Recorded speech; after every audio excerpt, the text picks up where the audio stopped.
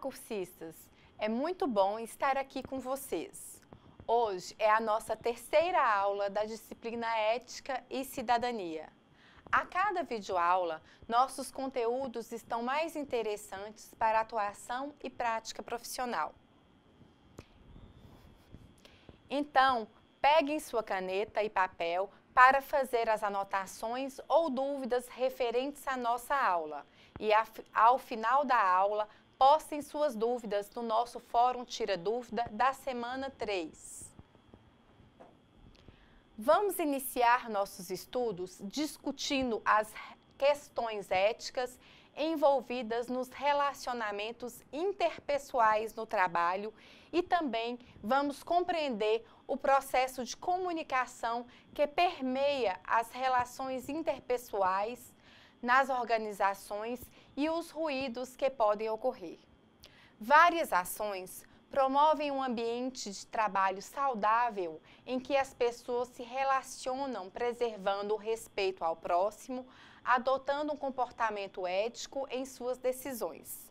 No dia a dia da organização, os relacionamentos entre as pessoas são fundamentais para que o ambiente saudável de trabalho proporcione condições favoráveis para a tomada de decisões, pois são as decisões dos profissionais que garantem a imagem positiva da organização perante o mercado, fortalecendo o relacionamento com os consumidores ao longo do tempo, como ação importante na conquista da sustentabilidade do negócio. Quando estudamos o processo de comunicação, percebemos que o processo é como o esquema que apresentamos aqui na figura. O processo inicia através do emissor com a codificação da mensagem e, por sua vez, a decodificação por parte do receptor, que emite a resposta, fornecendo um feedback ao emissor e, no meio, aos ruídos, indo em todas as direções. Visto assim, podemos ver a comunicação como algo muito simples. Uma mensagem é enviada por meio de um canal, por um emissor para um receptor. Este dá um retorno ou feedback sobre seu entendimento. O problema está nos ruídos. Os ruídos de comunicação. São muitas as situações na área da comunicação que podem gerar conflitos. Comunicação com os consumidores de outras culturas, boatos, feedback para os membros da equipe. Há inúmeras possibilidades de acontecerem situações em que podem causar constrangimentos nos relacionamentos, abrindo espaço para condutas impróprias, mesmo sem intenção. A gestão da atuação dos profissionais no relacionamento com outras culturas é papel da liderança da equipe. Contudo, cada um dos seus integrantes precisa ter bem definida a importância de um comportamento adequado a este contexto. Sabe-se que a diferença de idioma é o principal obstáculo ainda que se contrate tradutores para apoio na comunicação. Gírias e expressões locais dão origem a situações que precisam ser administradas para não se refletirem em conflitos. Como exemplos apresentados por Montana e Charnov, 2010, temos os fatos ocorridos nos Estados Unidos. A General Motors, GM, apresentava uma campanha de comunicação a qual se referia à qualidade do chassi de seus automóveis com a expressão "Bought by Fisher" ou "feito por Fisher" em português. Essa mesma expressão na Holanda significa cadáver feito por Fisher. Em outros exemplos, numa negociação, o norte-americano propôs que as discussões fossem em tablets ou adiadas em português. Para o inglês, que estava na mesa de negociação, essa expressão significa exatamente o contrário, ou seja, trazer para a discussão. Por sua vez, os boatos são fontes inesgotáveis de conflitos. palavras mal utilizadas ou percepções inadequadas das pessoas, falta de sigilo e predisposição em se propagar informações não confirmadas costumam causar situações constrangedoras para todos. Com certeza, você já presenciou alguma situação delicada na organização em que trabalha, envolvendo boatos que levaram a situações conflitantes, certo? Agora, outra possibilidade de ocorrência de conflitos face à comunicação inadequada se dá em função do feedback ou retorno da informação que os trabalhadores esperam de suas lideranças, de seus chefes, de seus líderes. O acompanhamento do desempenho dos funcionários por parte do princípio de critérios de avaliação foram estabelecidos previamente e comunicados aos funcionários. Reuniões de feedback devem ser periódicas entre as lideranças e os liderados, a fim de que os profissionais saibam como estão sendo percebidos seus desempenhos, os seus pontos fortes e aquilo que deve ser desenvolvido ou aprimorado. No processo de feedback, a comunicação é incentivada e os relacionamentos se consolidam, aproximando as pessoas entre si. Do contrário, quando isso não acontece, dúvidas são levantadas pelos trabalhadores, não somente em relação ao seu próprio desempenho, mas também em relação à atenção que seus supervisores dão ao seu trabalho. Isso pode levar à falta de motivação e comprometimento e, como consequência, resultados negativos são inesperados. Espero, portanto, que vocês tenham compreendido que o processo de comunicação pode apresentar ruídos que abrem espaço para situações constrangedoras entre as pessoas, comprometendo seu relacionamento interpessoal.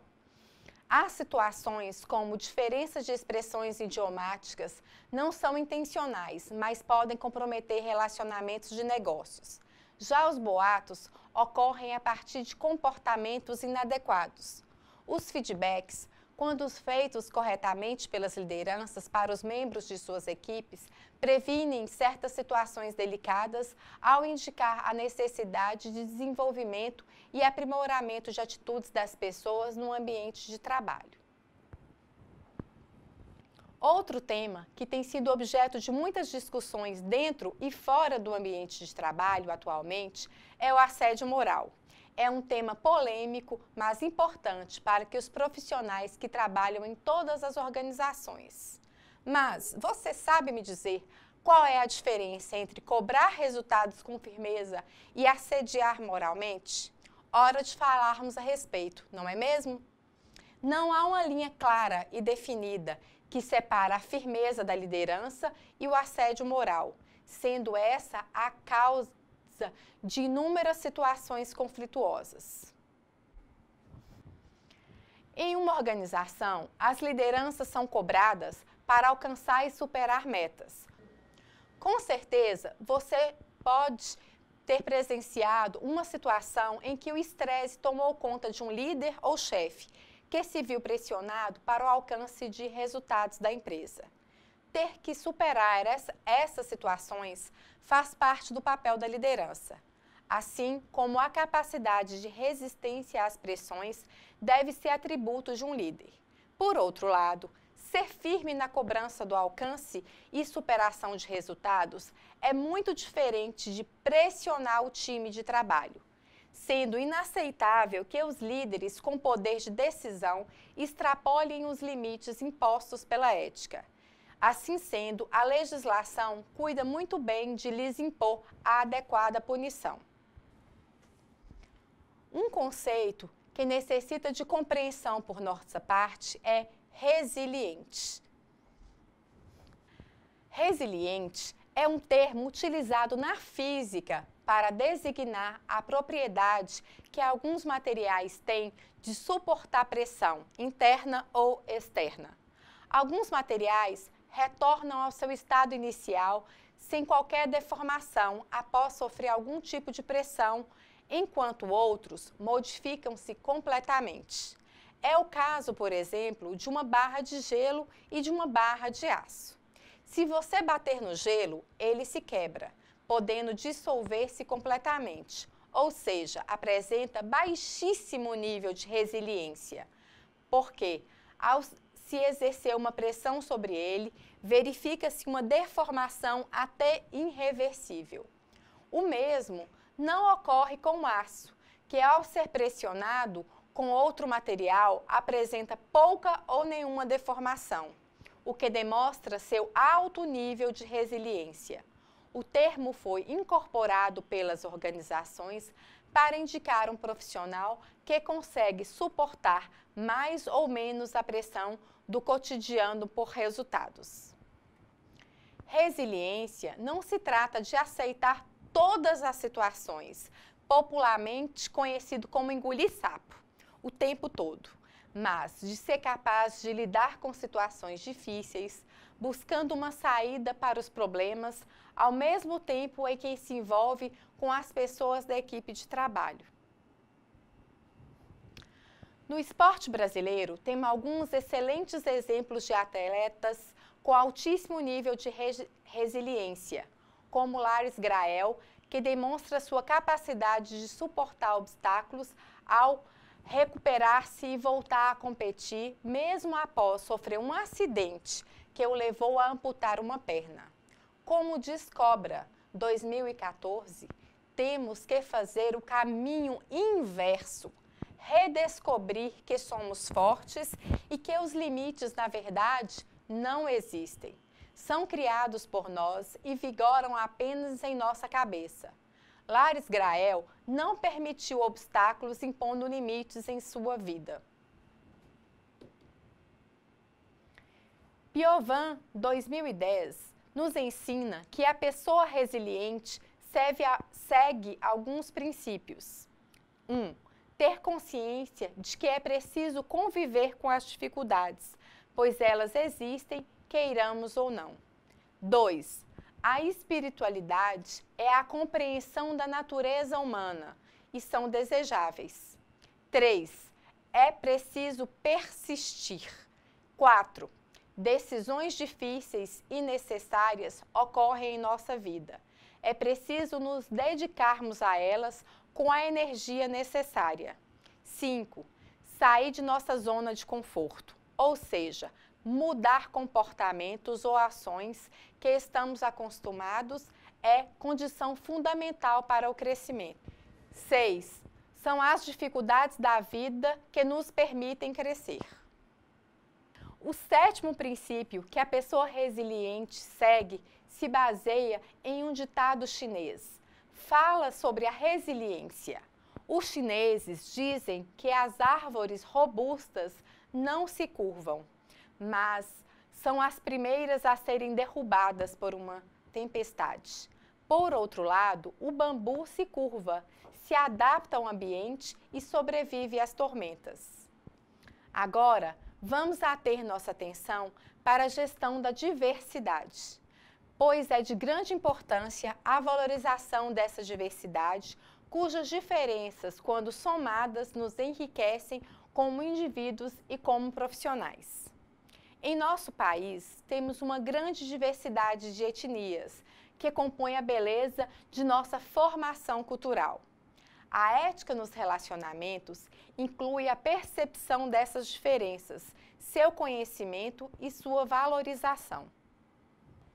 Gerenciar a diversidade dentro de uma organização, conforme ensina Carvalho e Freitas, surge e ganha contornos específicos no contexto do processo de globalização e fusão das empresas em função da pressão de organismos internacionais ou de movimentos sociais. Não devemos confundir aqui gestão da diversidade com ações afirmativas, pois as ações afirmativas das organizações têm cunho social e voltam-se exclusivamente para diminuir a distância entre as pessoas face às suas diferentes maneiras de ser e perceber o mundo à sua volta. Na gestão da diversidade, conforme reforça Carvalho e Freitas, a diversidade passa a ser vista como uma vantagem competitiva para a organização. A seguir, vamos tratar tanto as ações afirmativas do governo brasileiro, como seus movimentos e os movimentos das organizações privadas no sentido de gerenciar a diversidade. Em nosso país, temos profundas influências da cultura africana, sendo muito importante a valorização desta etnia, tão presente em nosso cotidiano. As relações entre o Brasil e a África se aprofundam desde que o Brasil foi descoberto e vai muito além da escravidão, a qual os negros foram submetidos em diversos países. As lutas africanas pela independência política, pelo desenvolvimento e pela manutenção de sua cultura são objeto de estudo e reflexão, merecendo destaque face à influência dos povos daquele continente na formação cultural brasileira. As influências africanas são percebidas nas diferentes expressões culturais brasileiras, quer seja música, pintura, culinária, religião, entre outros. Apesar dessa profunda influência da cultura africana em nosso país, observa-se que as desigualdades raciais existentes no Brasil têm sido objeto de estudos e movimentos sociais, culminando resultados que demonstram melhorias, sobretudo na educação, mas que, por outro lado, apresentam ainda disparidades em termos de renda. A cidadania empresarial passa pelo respeito à diversidade, pela promoção de um ambiente saudável de relacionamento de todas as pessoas, independente de seu credo, etnia, gênero, idade, local de nascimento, maneira de pensar e etc. Esta é uma preocupação mundial e tem merecido há alguns anos a atenção da administração pública. Os resultados divulgados no 4º relatório nacional de acompanhamento dos Objetivos de Desenvolvimento do Milênio em relação às etnias, no que diz respeito à educação no Brasil, há uma evolução de 1992 a 2008 em relação à participação das etnias no ensino fundamental para as pessoas entre 7 e 14 anos. Em relação ao ensino médio brasileiro, para as pessoas de 15 a 17 anos, o resultado já demonstrou disparidades significativas. Houve uma evolução, pois em 1992 eram 9,2% de negros matriculados no ensino médio e em 2008 os negros já eram 42,2%. Mas em 2008 os brancos totalizavam 61% das matrículas do ensino médio. Um resultado bastante positivo, podemos observar, mas foi verificado que há um alto percentual de queda da desigualdade em termos de analfabetismo. E foi pensando em reduzir as desigualdades que foi criada a política de cotas no Brasil. Quando se pensa sobre a política de cotas em nosso país, é preciso levar em conta dados que se referem aos afrodescendentes e que demonstram, conforme pesquisas feitas, que a relação entre a média de anos de estudos, a etnia, a renda média mensal do aluno brasileiro. O resultado dessa pesquisa indicou que no Brasil, a média de anos de estudo do brasileiro branco é de 8,3 anos, com uma média mensal de renda entre 3,8 salários mínimos, enquanto que os negros e pardos têm uma média de 6 anos de estudos, com cerca de 1,9 salários mínimos de renda. Quando se avalia em termos de localização geográfica essa população, os autores da pesquisa identificaram que em todo o país há uma média maior para os brancos, tanto de anos de estudos quanto de renda mensal medida por salários mínimos. Daí nós vimos uma grande disparidade mesmo.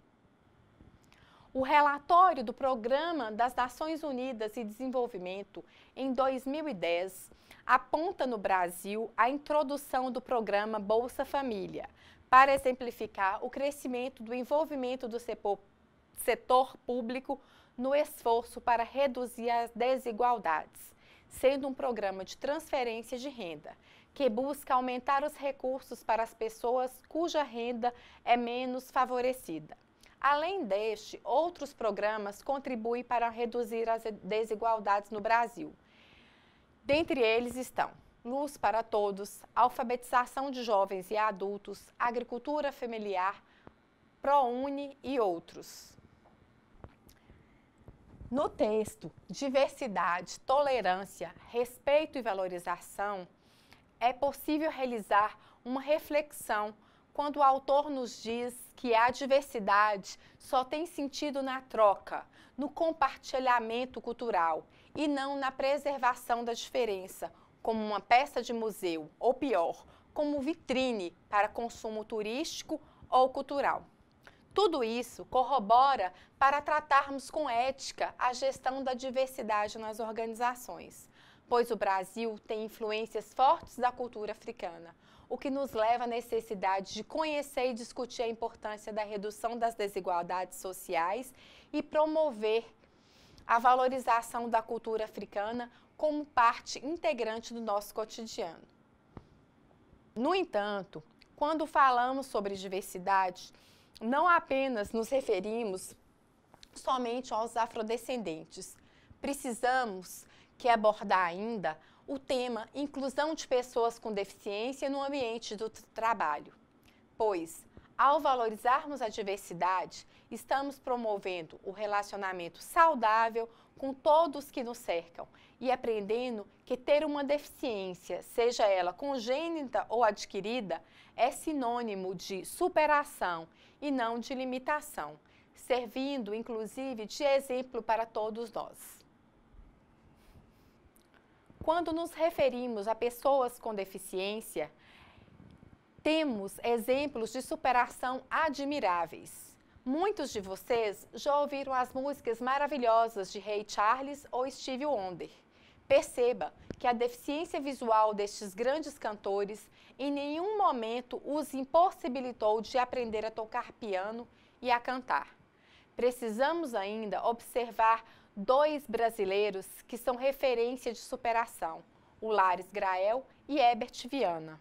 A limitação de movimentos impostas por um acidente ocorrido em suas vidas, em nenhum momento os impediu de continuar a praticar o esporte que o consagrou ou a compor, tocar e a cantar em shows no país e no exterior. A inclusão das pessoas com deficiência tem sido promovida por organizações do terceiro setor, através de atividades culturais e esportivas no contexto da inclusão social, além de capacitações utilizando a modalidade de educação à distância, como a nossa, preparando os alunos para a sua integração no ambiente de trabalho e promovendo sua reintegração ao ambiente empresarial. O Brasil avançou bastante em relação à legislação no sentido de garantir às pessoas com deficiência a proteção de que precisam para se integrar no contexto social e profissional em nosso país. Ao acessar o site da Câmara dos Deputados, há disponível a legislação brasileira sobre pessoas portadoras de deficiência, no link que consta na nossa tela e também no livro didático de vocês, na página 70. O Ministério do Trabalho e Emprego, por meio da Secretaria de Segurança e Saúde no Trabalho, desenvolve ações que garantem o direito das pessoas com deficiência, considerando o princípio democrático de promover junto à sociedade brasileira a conscientização da igualdade de direitos e deveres, bem como de promoção do exercício pleno da cidadania das pessoas com deficiência, integrando-as ao processo produtivo da sociedade moderna. Estes movimentos tiveram seu impulso com a Constituição Federal promulgada em 88, que estabelece em seu artigo 37, inciso 3, que a lei reservará percentual dos cargos e empregos públicos para as pessoas portadoras de deficiência e definirá os critérios de sua admissão. É nesse sentido que o empresário deve cumprir a política de cotas vigente em nosso país, garantindo a inclusão de pessoas com deficiência e a segurança de sua atuação profissional. Vamos agora discutir a forma como os gestores estão adequando o ambiente de trabalho para receber as pessoas com deficiência contratadas pela organização, oferecendo-lhes condições adequadas e seguras para o desempenho de suas funções, além de qualidade de vida. Você vai perceber que só valorizando a diversidade, promovendo um relacionamento saudável com todos que nos cercam e aprendendo que ter uma deficiência congênita ou adquirida é sinônimo de superação e não de limitação, servindo inclusive de exemplo para nós. O conceito de deficiência está relacionado à anormalidade completa ou parcial das funções do corpo humano que acarrete comprometimento das funções física, auditiva ou visual. Existe uma classificação específica para os conceitos de deficiência, que vamos ver no slide a seguir. A classificação da conceituação é definida em deficiência, incapacidade e desvantagem, sendo que deficiência é a perda ou anormalidade de estrutura ou função psicológica, fisiológica ou anatômica, temporária ou permanente, com a ocorrência de uma anomalia, defeito ou perda de um membro, órgão, tecido ou qualquer outra estrutura do corpo, inclusive das funções mentais. Representa a exteriorização de um estado patológico, uma perturbação no órgão. Já a incapacidade é a restrição, resultante de uma deficiência, da habilidade para desempenhar uma atividade considerada normal para o ser humano. Surge como uma consequência direta ou é resposta do indivíduo a uma deficiência psicológica, física, sensorial ou outra.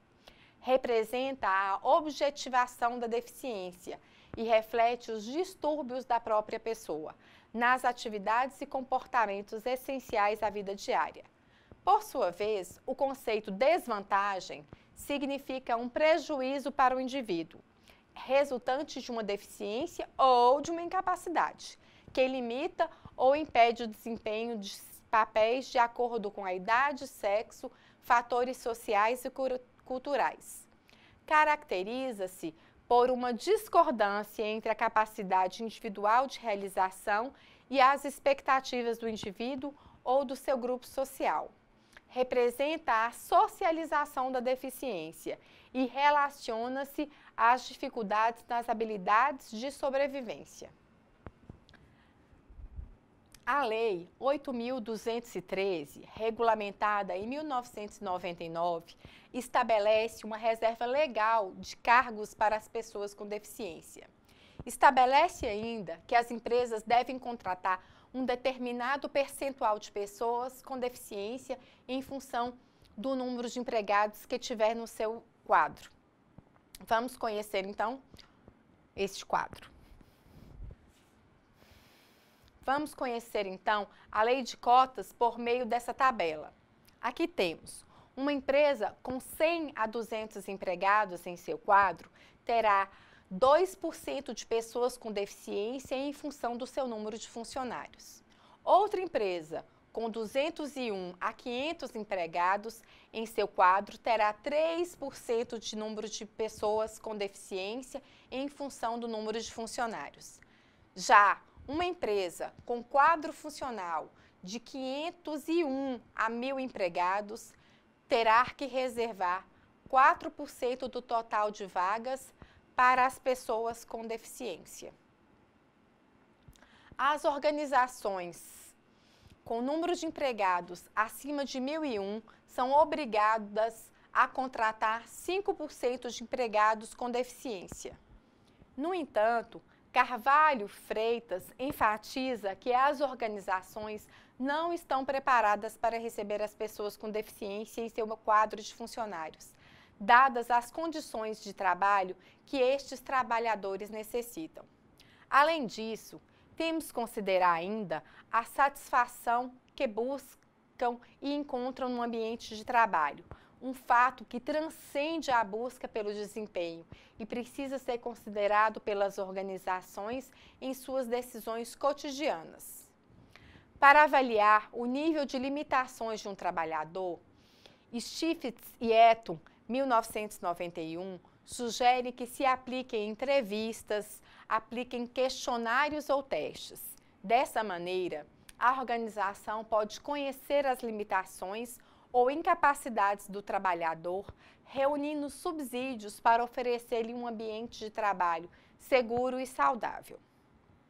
Segundo o Ministério do Trabalho e Emprego, para facilitar a inclusão de pessoas com deficiência no ambiente de trabalho, a empresa pode adotar o Programa de Gestão de Questões Relativas à Deficiência no local de trabalho, incluindo no PPRA, que é Programa de Prevenção e Riscos Ambientais, e no PCMSO, Programa de Controle Médico de Saúde Ocupacional. A Organização Internacional do Trabalho, OIT, orienta as organizações nessa direção, com o objetivo de oferecer às pessoas com deficiência igualdade de acesso e oportunidade a um ambiente seguro e saudável para o seu desenvolvimento profissional. No que diz respeito aos aspectos ergonômicos do espaço físico, equipamentos e organização do trabalho, vale ressaltar que os parâmetros a serem respeitados incluem ajuste dos equipamentos, das estações de trabalho, das tarefas a serem desempenhadas e do tempo para sua execução e adaptação do espaço físico. Algumas definições estabelecidas pela Lei 10.098, de 19 de dezembro de 2000, para a promoção de acessibilidade de pessoas com deficiência, regulamentada pelo Decreto 5.296 de 2004, estabelece normas gerais e critérios básicos para a promoção da acessibilidade das pessoas com deficiência ou com mobilidade reduzida, mediante a supressão de barreiras e de obstáculos nas vias e espaços públicos, no mobiliário urbano, na construção e reforma de edifícios e nos meios de transporte e de comunicação. Para fins dessa lei, são estabelecidas as seguintes definições. Primeiro, acessibilidade. Possibilidade e condição de alcance para a utilização com segurança e autonomia dos espaços mobiliários e equipamentos urbanos, das edificações, dos transportes e dos sistemas e meios de comunicação por pessoa com deficiência ou com mobilidade reduzida. Segundo, barreiras. Qualquer entrave ou obstáculo que limite ou impeça o acesso à liberdade de movimento e circulação com segurança das pessoas podem ser classificadas em barreiras arquitetônicas urbanísticas, as existentes nas vias públicas e nos espaços de uso público, como ruas e calçadas. Barreiras arquitetônicas na edificação, as existentes no interior dos edifícios públicos e privados. Um exemplo são as escadas.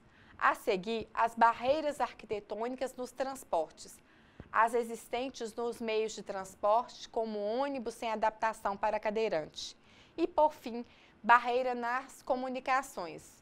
Qualquer entrave ou obstáculo que dificulte ou impossibilite a expressão ou recebimento de mensagens por intermédio dos meios ou sistemas de comunicação, sejam ou não de massa.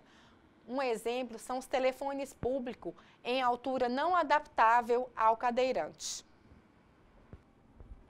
A questão que se impõe aqui é: em que medida esses ajustes devem ser feitos? A sugestão é que o trabalhador com deficiência seja consultado a esse respeito. Reunir e conversar com a pessoa com deficiência que atua no ambiente de trabalho é o melhor caminho para efetuar adequadamente os ajustes necessários para que seu desempenho profissional seja possibilitado, oferecendo-lhes um ambiente digno de trabalho. O BNDES, Banco Nacional de Desenvolvimento Econômico e Social, por meio do PAIS, Programa de Apoio a Investimentos Sociais de Empresas, disponibiliza recursos para que as organizações realizem programas de adaptação necessárias para incluir as pessoas com deficiência na empresa. E agora, para finalizar a nossa terceira aula, vamos fazer um resumo geral? Então, estudamos hoje que o processo de comunicação pode apresentar ruídos, que abrem espaços para situações constrangedoras entre pessoas, comprometendo seu relacionamento interpessoal. Situações como diferenças de idiomas podem comprometer relacionamentos de negócios. Já os boatos ocorrem a partir de comportamentos inadequados. Os feedbacks, quando feitos corretamente, previnem situações delicadas ao indicar a necessidade do desenvolvimento e aprimoramento de atitudes das pessoas no ambiente de trabalho. Entendemos a diferença entre cobrar resultados da equipe de trabalho e praticar assédio moral, que é crime, e a lei impõe a punição para aqueles que se valerem de seu poder de decisão para assediar moralmente funcionários. Vimos que o termo resiliência diz respeito à capacidade que alguns materiais têm para se manter sem qualquer deformação, mesmo após terem sofrido algum tipo de pressão. Discutimos a utilização desse termo pelas organizações, associando resiliência à capacidade que um indivíduo tem de suportar as pressões do cotidiano organizacional. Abordamos a relevância de se tratar com ética o tema da gestão da diversidade nas organizações, pois nosso país tem influências fortes da cultura africana, o que nos leva à necessidade de conhecer e discutir a importância da redução das desigualdades sociais. Vimos que há leis brasileiras específicas que garantem o acesso de pessoas com deficiência a inúmeros serviços, bem como preserva o direito da criança, do adolescente e do idoso, além de punir qualquer tipo de discriminação. Entendemos que a educação inclusiva é um direito do cidadão. Percebemos também que as pessoas com deficiência estão cada vez mais integradas no mundo de trabalho, requerendo, portanto, a atenção dos gestores quanto à sua segurança na estrutura organizacional. Vimos que a deficiência, seja ela congênita ou adquirida, não impediu muitas pessoas de continuar suas atividades cotidianas e profissionais, inclusive tornando-as exemplo de superação.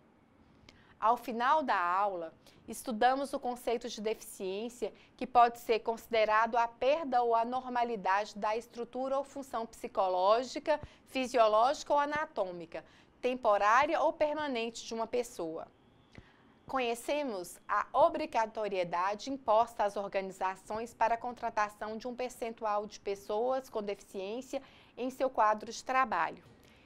Discutimos também o caminho para que a organização realize os ajustes necessários para receber pessoas com deficiência em seu quadro de funcionários. E vimos que o BNDES disponibiliza financiamento para obras de adaptação. E assim, chegamos ao fim da nossa aula. Façam suas postagens no Fórum Tira Dúvidas, que responderei o mais breve possível. Bons estudos e até a nossa próxima quarta aula. Obrigada!